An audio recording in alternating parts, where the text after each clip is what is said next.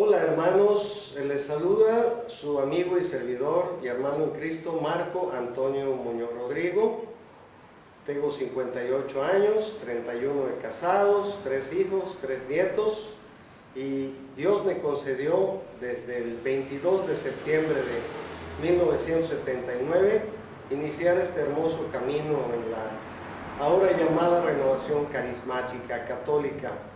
Le agradezco a nuestro coordinador diocesano actual, nuestro hermano Jorge Rivera, el poderme conceder este espacio para compartir experiencias tan bonitas que Dios Señor y nuestra Madre Santísima que tienen aquí en su casa y que nos acompañan para esta entrevista, para hacer un poco de memoria y poner todo en manos del Señor y dejárselos ustedes para el día en que su servidor ya no esté, pues tengan este bonito recuerdo y que valga la pena el compartir estos 40 años de su servidor en la renovación carismática, los 50 años en México y los más de 50 desde 1967 en Estados Unidos para el mundo.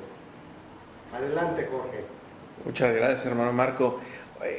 ¿Qué nos puede contar acerca de los inicios de la renovación aquí en la Arquidiócesis de Yucatán? ¿Cómo fue? A usted le tocó ser de los primeros aquí, entonces cuéntenos un poquito sobre la historia. ¿Cómo no, Jorge? Realmente el Espíritu Santo como fuego se esparce por el mundo entero. Como sabemos, en 1967 en Pensilvania comienza este reavivamiento del Espíritu Santo en el mundo a través de esta bendita renovación.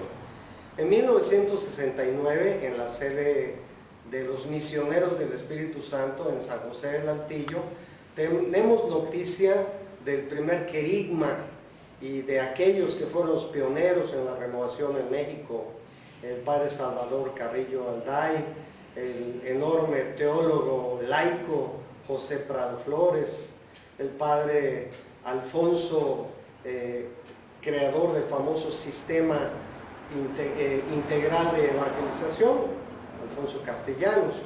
Bueno, Jorge, a principios de 1970, en la sede de los misioneros del Espíritu Santo aquí en la ciudad de Mérida, en el templo de Nuestra Señora de la Consolación, conocido como Monjas, viene un grupo de laicos animados por gente aquí del apostolado de la cruz y de las obras espirituales de la cruz, con el objetivo de conocer qué es esto que estaba cundiendo en México y en el mundo. ¿Qué es esto de la renovación? Que en primera instancia le llamaban, bajo impulso del padre Salvador Carrillo Alday, renovación cristiana en el Espíritu Santo. El objetivo del padre Carrillo, de mencionarle renovación cristiana en el Espíritu Santo y no renovación carismática como se la ha conocido después en el mundo, es que no se centrara esta renovación nada más en la parte de los carismas, sino en la vida total del cristiano. Renovación cristiana bajo el impulso del Espíritu Santo nos sonaba a que todos los tópicos de la vida del cristiano, la espiritualidad, la parte de la oración, la parte de la formación bíblica, la parte apostólica, estuviera movida por el Espíritu Santo y no se centrara nada más en el carisma o los carismas, con el riesgo de caer en la carismanía. Tristemente sucedió, punto y aparte del nombre que se le quiera dar, en algunas comunidades y ámbitos se centró en el aspecto de los carismas, haciendo a veces más mal que bien. La vida del cristiano no es solamente los carismas, y sobre todo los carismas extraordinarios, sino es mucho más amplio. Entonces el nombre nos cayó bonito y el primer curso dado a este grupo de laicos de la espiritualidad de la cruz tenía como objetivo incentivar, motivar a que las obras crecieran. Curiosamente le dieron a clavo porque es el objetivo de la renovación. Después el cardenal Suénez le da en el mundo con esta frase sentido a lo que estamos platicando. La renovación no es un movimiento de la iglesia, sino la iglesia en movimiento. Si aquí en Mérida sí se entendió desde el principio que el objetivo inicial de la renovación era motivar al cristiano. En primer lugar, al cristiano que después de recibir los sacramentos de iniciación, bautismo, confirmación, primera comunión, acabó ahí su cristianismo y no continuó su vida espiritual. En primer lugar, llegar a esos, que somos la mayoría, que se perdieron en el camino, porque la intención de la iglesia de bautizarnos es que papás y padrinos nos conduzcan por la vida y que ese niño, esa niña que va a crecer físicamente, que va a crecer mentalmente, crezca también espiritualmente. Pero como sabemos, hay muchos riesgos en el camino y a veces nos perdemos.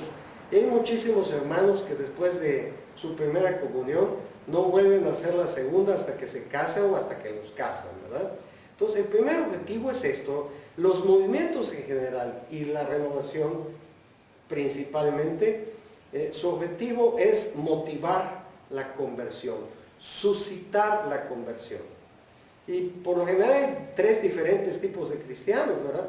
Aquellos que en el camino perdieron completamente su fe, aquellos que no perdieron su fe pero no continuaron una vida espiritual. ¿Y por qué no? Aquellos que a pesar de ser gente de iglesia necesitan constantemente un avivamiento del Espíritu Santo en sus vidas. Por eso después de 40 años de ser bendecido en esta renovación, su servidor les puede decir, la renovación carismática, o en ese tiempo, la renovación cristiana del Espíritu Santo es para todos los cristianos. Este grupo de laicos en 1970 nos trae lo que tenían en la renovación en ese momento en el Altillo. Y en el Altillo, 1 año, 2 años antes, habían recibido estos cursos de iniciación o seminarios de vida en el Espíritu de grupos con mucha capacidad, venida de Estados Unidos y de otras partes, pero con un distintivo muy particular. Eran grupos ecuménicos, o sea, entre ellos no había solamente católicos, también había presbiterianos, había protestantes históricos, no sectas, ¿verdad? Y personajes que habían vivido de lleno esta experiencia en su país. Por ejemplo, a México y a Mérida, más adelante, llegó el padre Francis Magnot, reconocido mundialmente por ser uno de los pioneros de la renovación. Lamentablemente, a los pocos años dejó el sacerdocio, pero bueno, esa circunstancia no es motivo para que no haya transmitido la preciosa experiencia que transmitió. Entre laicos comienza el movimiento de monjas y en los primeros años de los 70, 71, 72 van visitando unos grupos del Altillo y particularmente había un yucateco, hermano Lego, misionero del Espíritu Santo, ya fallecido, el hermano Rubén Cáceres Ojeda, que sintió como una misión especial traer la experiencia a la renovación a Mérida. Y entre él y el hermano Lego también, el hermano Hermenegildo, que ahora es sacerdote, misionero del Espíritu Santo, radicado en Chiapas, le dieron mucho a esta renovación en sus inicios para laicos. Pero hay otra vertiente muy bonita. En 1974-75, otro grupo ecuménico, invitado por el rector del Seminario Conciliar de Yucatán, que fuera después obispo fallecido en Chiapas, estoy hablando de Monseñor Luis Miguel Cantón Marín, invita a un grupo ecuménico también muy especial a dar el primer retiro de evangelización fundamental, querigma, curso de iniciación, seminario del Espíritu, como le queramos llamar. El objetivo es el mismo, lo da en el seminario. Y nosotros nos enteramos de todo lo que sucedió en el seminario, porque entre los seminaristas está un sacerdote que conoció esta renovación en el seminario y continúa hasta ahora ya siendo un sacerdote ya grandecito en estas vertientes carismáticas tan hermosas, ¿verdad? Estamos hablando del padre Álvaro Carrillo Lugo. Él participó en este querigma del seminario y entre los que participaron en el primer seminario para laicos y monjas a inicios de los 70 pues está el diácono permanente Omar Guillermo. Él puede platicarnos más directamente de estas experiencias. Yo lo que viví directamente es que estos primeros años en Monjas, la renovación creció un poquito, permaneció más bien una asamblea de oración durante 6-7 años, conducida por el padre Jorge Ponce de León, misionero del Espíritu Santo, y algunos cursos en algunas comunidades cercanas, ¿verdad? Particularmente Progreso, Unumá, Sitzantún, Peto y algunos otros de los 105 municipios que tiene el estado de Yucatán. Pero aparte del querigma inicial y de las asambleas de oración y grupos de oración que comenzaban, no despuntó tanto la renovación en todos esos años y no fue tan conocida. El auténtico boom, porque el Señor tiene sus tiempos, se dio cuando en 1978 llega a la comunidad de monjas el padre Ricardo Simbrón Levi.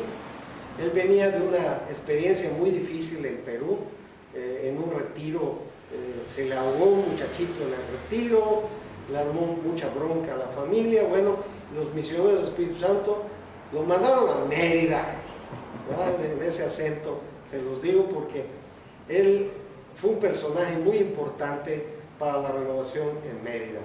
El padre Simbrón era de esas eminencias, de esos genios de los misioneros del Espíritu Santo, que aparte de estudiar 13, 14 años de formación doctrinal, teológica, espiritual, pues era médico y sobre todo especializado en aspectos de homeopatía. También practicaba la hipnosis clínica. Tenía muchos dones, gustaba mucho de la música, de la buena música, tanto católica como protestante, pero no conocía la renovación. Era un personaje, un genio, pero muy humilde. Lo recordamos con su barbita, su calvita, así como su servidor, con su hablar despacito. Parecía que te estaba hipnotizando cuando platicaba contigo. El padre Ricardo conoce la renovación en 1978, toma el curso, vive la experiencia y aparte de vivir ese Pentecostés personal que es el estar dentro de este maravilloso don para la iglesia y para el mundo que es la renovación carismática, él como estudioso no se queda con su experiencia personal, empieza a rebuscar en México, República Dominicana, en Estados Unidos, en Colombia, qué estaba pasando en la renovación en el mundo. El padre Ricardo empieza a traer muchos libros, empieza a contactar con congresos y eventos que se hacían fuera de Mérida, pero sobre todo se le ocurre pedirle al padre Jorge Ponce de León, que tantos años había tenido la renovación con 40 o 50 personas en su asamblea semanal, se le ocurre pedirle que se hiciera un grupo especial para jóvenes, que empezara los cursos de iniciación, como así se les llamaba, para jóvenes. Consiguió a través de la librería parroquial en México que le vendan aquellos famosos cancioneros de la renovación y los Nuevos Testamentos que se llamaban la Palabra de Dios para México, y tú pagabas 10 pesos, te daban tu cantoral, te daban tu Biblia, el Antiguo Nuevo Testamento y tu gafetito, e ibas a estos cursos. Se dio el primer curso en 1979, por ahí en el mes de julio, en la capilla de San Martín, que viene siendo anexa a la parroquia de San Cristóbal, tan importante porque es el templo mariano por excelencia en la arquidiócesis de Yucatán y en la ciudad de Mérida. Inmediatamente el padre, aparte de lo que lleva el curso, que en ese tiempo estaba basado en el famoso libro Ir y Evangelizad a los bautizados de Pepe Prado Flores, pues lo llenó de música. Él era muy bueno para la música y logró juntar a varios ahí músicos que andaban cantando nada más la música yucateca y los puso a cantar música carismática, y con toda libertad invitaba a la usanza de los cursos a expresar su fe, alabando al Señor, cantando, aplaudiendo y rompiendo con los esquemas que estamos hablando de inicios de los 70s. Apenas el Concilio Vaticano II termina en 1965. En 1967, con la renovación ya en Estados Unidos, renovación católica, porque antes se dio entre los pentecostales y gente de las asambleas de Dios a principios del siglo, desde 1900, 1902, nace la renovación primero entre los protestantes, con grupos de las asambleas de Dios, y después con la iglesia pentecostal, la presbiteriana y otras, ¿verdad? Pero entrar al templo, un chavo de los 70s que sabía en el mundo solamente de la era Travolta y de la época de la música disco, pues era llamativo entrar al templo, y a todos los jóvenes a los que la iglesia no nos decía gran cosa y nos parecía aburrida, solo con el acto externo de ver a tanto chavo aplaudir, cantar, bailar para Dios, pues se nos hizo algo muy significativo. Se dio otro curso en San Martín, siempre en el verano del 79, se dio uno en Monjas en el mes de agosto, y a mí me tocó un curso que se dio en la parroquia de Santa Ana, coordinado por chavos que habían salido de los cursos, bajo impulso del Espíritu Santo, pero bajo la coordinación del padre Ricardo Simbrón Levi, gente de San Martín y de Monjas, que era donde se habían dado cursos para jóvenes. Entonces, un servidor toma este curso, el cuarto curso para jóvenes, del 22 al 27 de septiembre de 1979. Me imponen las manos un jueves, y un sábado, que era 27 de septiembre, estaba yo cumpliendo 18 años. ¿Y saben qué hice cuando terminó ese curso? Al despedir el curso y al cumplir 18 años, a toda la gente, o a buena parte de la gente que me invitó al curso, amigos y otros amigos que hice en el curso, los invité a mi casa a festejar mis 18 años, pero un nuevo nacimiento en el Espíritu Santo. Yo recuerdo, invité a muchos de ellos a subir a mi cuarto, que estaba tapizado de luces, de música rock y pegada pornografía en todas las paredes. Y los invité a arrancar junto conmigo toda esa pornografía, quemarla, tirarla y sentir la liberación, el deseo de dejar atrás todo lo pasado y entregarme desde ese momento a esta bendita renovación en el Espíritu Santo. Y al día siguiente, domingo 28, me inscribí. En ese tiempo nos llamaban pastores, no servidores, como miembro de los pastores de Monjas. Un domingo muy bonito, con nuestra misa a las 12 del día, con el padre Ricardo Simbrón, con sus jóvenes, con sus cantos. Fui uno de tantos jóvenes que durante muchos años disfrutamos esta renovación. En mi caso, ya hasta se me había olvidado persignarme. Jamás había tocado una Biblia. Desde ese momento, primero fue un estudiar por mi cuenta, pero al mismo tiempo un sanarme físicamente y un experimentar el conocimiento de nuestra religión, el llevarlo a los demás. Invitado por el padre Ricardo, nos pasamos muchos años siendo estudiantes, con la ventaja que salíamos a las 7 de la noche del colegio y no como ahora que sales a las 10, 11 de la noche. Íbamos a la escuela con nuestras Biblias y nuestros libros, y saliendo de clases nos íbamos a algún curso de renovación. Formamos más de 60 comunidades en Mérida y fuera del estado de Yucatán. Saliendo del colegio, 7 de la noche, 8 de los cursos, seguíamos la oración, hasta que nuestros papás nos creían que hasta las 11 o 12 de la noche estábamos metidos en la iglesia. Pero éramos más de 300 chavos entusiasmados por el Señor y conducidos por el padre Ricardo y todo lo bueno que nos trajo de México y del mundo.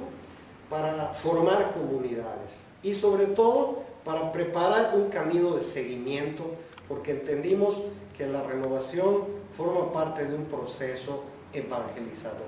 Eso es parte, mi querido Jorge, de lo que sé y tengo testigos de ello, de cómo comenzó la renovación en la Arquidiócesis de Yucatán, en Mérida, y en mi vida personal. Pero también, al cabo de 40 años, te puedo dar datos por todo lo que he vivido y estudiado de cómo ha crecido la renovación en todo el mundo. Seguimos teniendo conexión con aquellos pioneros, los que viven todavía. En 1980, un año después de que tuve esa experiencia, comenzamos los congresos, trayendo lo mejorcito que había en México, ¿verdad? El padre Salvador Carrillo Alday y Pepe Prado fueron nuestros precursores, el padre Jean Puchevet para jóvenes.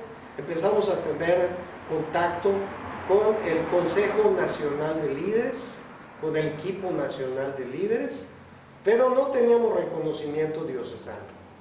Simplemente necesitamos que varias comunidades organizadas le solicitaran al tercer obispo de Yucatán, a Monseñor Manuel Castro Ruiz, eso que era tan importante para nosotros, que era tener un reconocimiento diocesano como un movimiento de renovación. Reconocimiento que no era fácil, porque éramos los loquitos, los aprotestantados, los carislocos, había muchas trabas, pero poco a poco, a través de mucha oración, de nuestro testimonio, lo logramos en 1984, después de tocar puertas, de convencer al obispo, recibimos el reconocimiento diocesano y la pauta era tener un asesor diocesano por parte de la jerarquía, de clero, y un coordinador diocesano. Todos esos años que el padre Ricardo nos llevaba a las comunidades, alguien de nosotros que estábamos en monjas se quedaba a coordinar alguna comunidad donde el sacerdote permitiera esta renovación, porque no era cosa fácil, ¿verdad? Entonces ahí lo bonito es que no era la comunidad de Santiago donde yo pertenecía. A los pocos meses me sacaron de monjas y me mandaron a mi parroquia siguiendo la formación de monjas. Y lo mismo hicieron con Cordemets, con San Cristóbal, con la parroquia del Alemán, con San José de la Montaña, con la parroquia de Fátima, 60 comunidades o más, contando las de afuera. Entonces ya no era la comunidad tal o cual, era José Lara Pimpo, era Juanito Varela, era Marco Muñoz, eran los hermanos, los decimos hermanos, y formamos una comunidad de líderes aún sin el reconocimiento diocesano. Entonces ya teníamos algo que entregar al señor obispo, y en 1984 su excelencia decide nombrar como asesor eclesiástico a su vicario general, que ya rayaba casi los 80 años, el canónigo Fernando María Ávila Álvarez, un personajazo, una persona que quisimos muchísimo, pero eso era por parte de la jerarquía. Por parte de los laicos se les permitía a las comunidades por votación elegir al coordinador diocesano, y eran más de 60 que podían votar, porque eran más de 60 las comunidades. Y estaba fuerte la puja entre candidatear a los de monjas o San José, que eran las comunidades con mayor número de miembros. Pero salió un santiaguero, en ese tiempo con un poquito más de pelo, menos gordito que ahora, y pues el Señor me dijo: adelante, pelón, tú y este viejito, con todo respeto por el padre Ávila, a arrancar con esta dimensión diocesana y a ver qué se les ocurre, qué traen, para qué sirve esta dimensión diocesana. Y así es como fuimos bendecidos por el Señor para inaugurar este camino diocesano. Te puedo contar muchísimas experiencias muy bellas, pero te puedo decir ante todo que en lo personal nunca levanté la mano, ni 40 años después, para decir: sí, a mí me interesa, yo quiero este cargo. Al contrario, lo que menos quería era cargos, porque sabía que me iba a traer muchísimos problemas. Y sin embargo, pues Dios es el que te dice: ahí vas. Y me ha pasado muchas veces, no solamente en los diocesanos, sino en otros movimientos y en otros caminos que Dios me ha llevado en esta bendita Iglesia Católica. Y le doy gracias a Dios por esta entrevista, por las preguntas que me hayas traído, pero sobre todo muy agradecido con el Señor, porque el año pasado he cumplido 40 años en esta renovación, no me arrepiento, ha sido algo bellísimo. No siempre, lamentablemente, he podido trabajar directamente en una comunidad de renovación, luego te explico por qué, hay diferentes circunstancias, pero yo soy un testigo más de que los que no tomaron la renovación como un pasatiempo en su vida, sino que decidieron continuar hasta el final de su vida, han disfrutado, por lo menos yo he disfrutado en todos los ámbitos de mi vida, familiar, social, apostólica, este reencuentro con Dios y con su Espíritu Santo. Y no te puedo decir el decidirlo, es decidido por mi cuenta no dejarlo, no, es Él el que no nos suelta, es Él que una vez que nos toma, entre caídas y levantadas, aquí nos tiene. Bendito sea el Señor por eso. Gloria a Dios. Qué interesante toda esta historia que nos ha narrado con mucho detalle de todos estos inicios de la renovación en nuestra querida arquidiócesis. Y bueno, decía que tiene pues muchas experiencias muy buenas, increíbles, que seguramente vivieron cuando se formó este primer equipo ya con reconocimiento diocesano.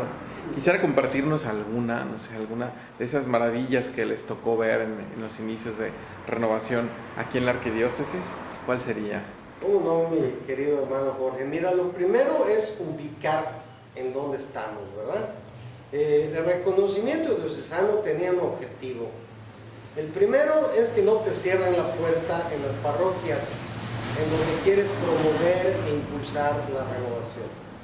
Segundo, poder distinguir muy bien la relación entre la renovación a nivel nacional y la renovación concretamente en Yucatán, cómo estamos. Al tener reconocimiento diocesano desde 1984, pude participar por lo menos en 2 o 3 eventos anuales que coordinaba la Renovación Nacional. El Consejo Nacional, a donde asistía el asesor eclesiástico y el coordinador únicamente, pude asistir a 3 o 4, una en la Ciudad de México, en la sede del INDOSOC, el Instituto de Doctrina Social Cristiana, otra en Acapulco, otra en Monterrey, otra en Guadalajara, y por supuesto el evento llamado el Retiro Nacional de Líderes que teníamos en ese tiempo. También pude viajar ya con otros compañeros, otros hermanos, coordinadores y no coordinadores de sus movimientos, que aquí están. Yo recuerdo, por ejemplo, con mucho cariño, uno en donde estuvimos en Acapulco, un retiro nacional de líderes. Ahí ya no fuimos con el padre Ávila, pero fíjate quiénes fuimos. Por ejemplo, la hermana Francis Cabrera, que ahora es religiosa, coordinadora de la casa llamada Protección de la Joven.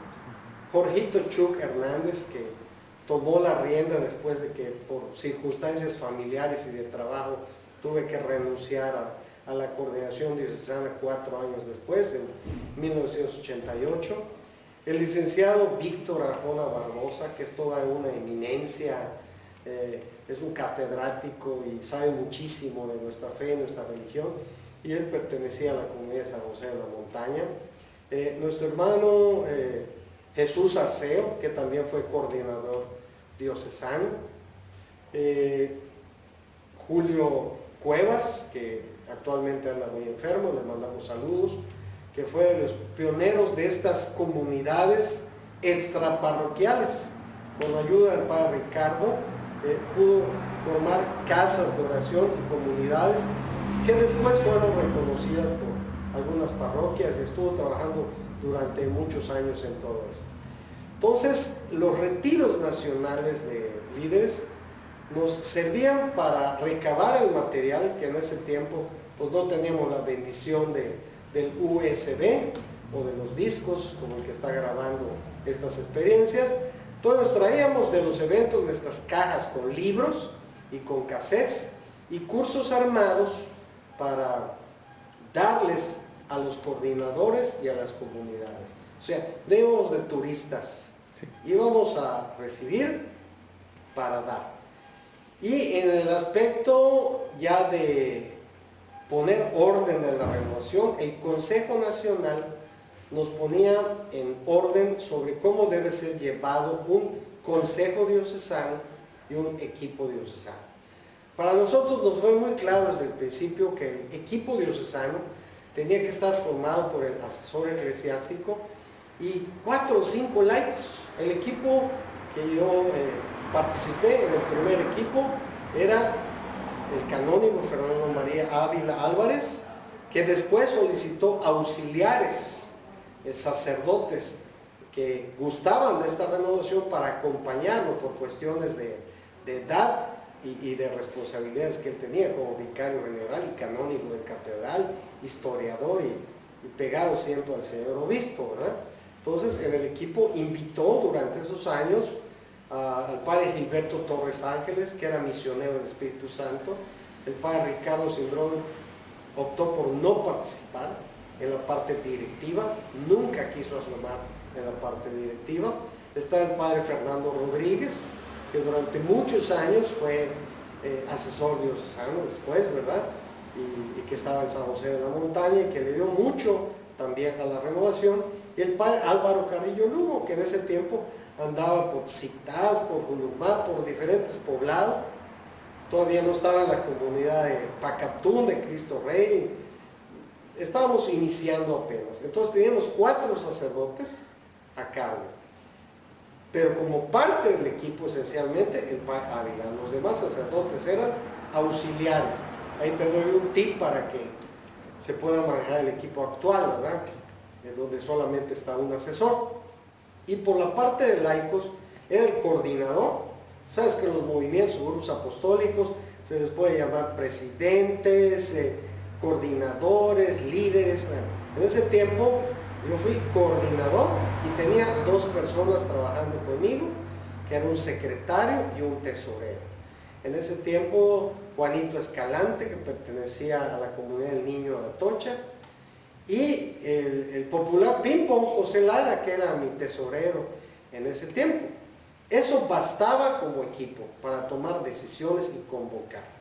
Y un consejo diocesano que estructuralmente entendimos desde el principio que estaba formado por todos los líderes o coordinadores de las parroquias, capillas y capellanías reconocidos por sus sacerdotes, nunca en desobediencia. Y formamos un gran grupo, nos reuníamos el equipo cada semana y el consejo cada mes, en diferentes sedes, hasta que estábamos buscando una casa para rentar. Y como su servidor era soltero en ese tiempo, aquí donde me estás entrevistando, aquí fue la sede, la primera casa de la renovación cristiana en el Espíritu Santo durante esos años. Ya después me casé, ¿verdad? En el 88, y sacas a los renovados o te vas tú. Ya es broma, ya es broma. Lo que pasa es que teníamos todo el espacio. Claro. Ya casado y empezó a venir la familia, pues ya no teníamos espacio, ya había habido un cambio de coordinación, nuevas votaciones, y bueno, ya fueron otras las sedes. Pero aquí, en este cuarto, habían 2 secretarias a cargo de un servidor, del padre Ávila y del sacerdote que quisiera usar esta oficina. En la parte de atrás, que era una terraza enorme, ahí teníamos las reuniones mensuales de 8 a 10 de la noche con todos los líderes, puntualmente, con una agenda bien estructurada, dedicada pues a lo que debe ser un equipo y un consejo, que es, en primer lugar, promover la renovación donde no la hay. Pero antes, atender la renovación donde la hay, surtir de materiales a los coordinadores, darles cursos a los coordinadores. En la mayoría eran coordinadores a la mexicana o a la yucateca. Te nombro coordinador porque es el que no se queda callado en las juntas. Estamos acostumbrados que al que más destaca por su charlatanería, ¿no? Es el líder, ¿verdad? No es el más humildito. Bueno, Pero bueno, pues estaban paletas, no tenían ninguna formación. Ya no digamos en la renovación, en la vida cristiana. Muchos de ellos tenían que tomar hasta ahora el catecismo tradicional, el catecismo de adultos. Pues solo se sabían el aleluya y el gloria a Dios y el canto 329 o el 445, pero no tienen la formación. Entonces, primero, revisar querigmas. ¿Qué estaban dando como querigma? Ya empezaban a sonar los famosos conciertos carismáticos o retiros express, muy bonitos, pero muchas veces ves en los frutos que los retiros express dan personas express. O sea que en menos de un año todas sus renovaciones se fue para abajo, porque no estuvo cimentada en roca, estuvo cimentada en arena. Darles libros y material a sus sacerdotes, para que vean que la renovación no es nada más cantos y aplausos y aleluya. Entonces todo ese trabajo nos quedaba muy claro. A la larga, como nos conocíamos también, se fueron dando los ministerios diocesanos, pero muy a la larga.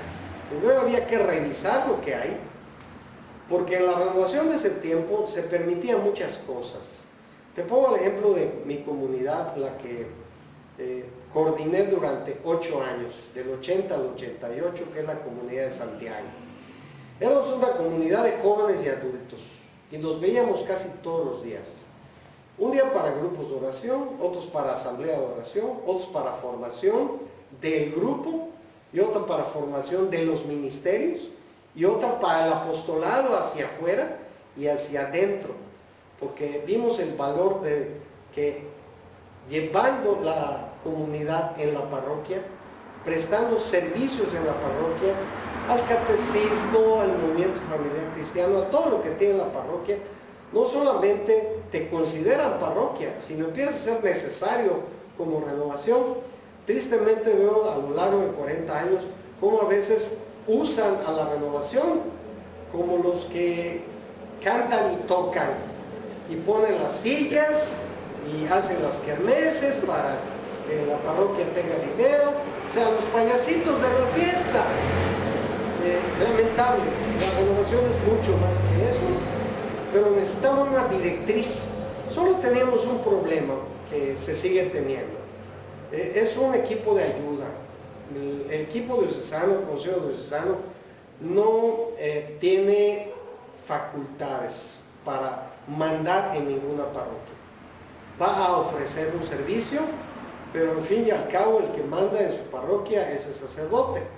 Y si no quiere la renovación, no la quiere. Y si la quiere, y la quiere a X o Y manera, y no como le estás proponiendo, pues tú humildemente lo único que puedes hacer es ofrecer los servicios tal y como lo vas recibiendo de gente muy preparada.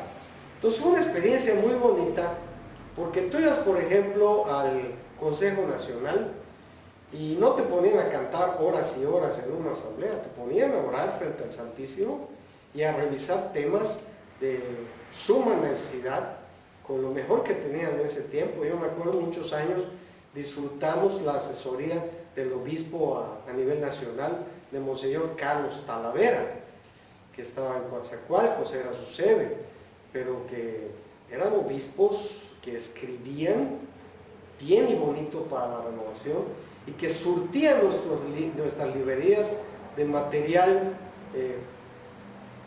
de lo más elevado. ¿Por qué? Porque eran directamente desde Roma, lo que el Papa, lo que los obispos, lo que los grandes líderes a nivel internacional sabían y nos daban de la renovación, los famosos documentos de Grottaferrata, con la que inició la renovación a nivel mundial, las directrices de todos los papas, ¿verdad? Desde ahora San Pablo VI hasta el Papa Francisco, ¿verdad? Con el Papa Francisco, Jorge, ya entendí un poquito por qué con el Padre Ricardo hicimos química y logramos la expansión de este movimiento. Porque éramos más de 300 jóvenes que nos volvimos en miles de jóvenes haciendo el lío, haciendo bulla de la buena. No nos quedamos con una conversión personal. Aprendimos lo que es evangelizar, y evangelizar con orden. un querigma bien dado y unos cursos de crecimiento bien dados, y entender lo que es una asamblea de oración, y entender lo que es un grupo de oración, y entender lo que son los ministerios y equipos de servicio. Todo eso es básico, es fundamental, y te puedo decir con tristeza que al paso de los años y por graves errores de pastoral se fueron perdiendo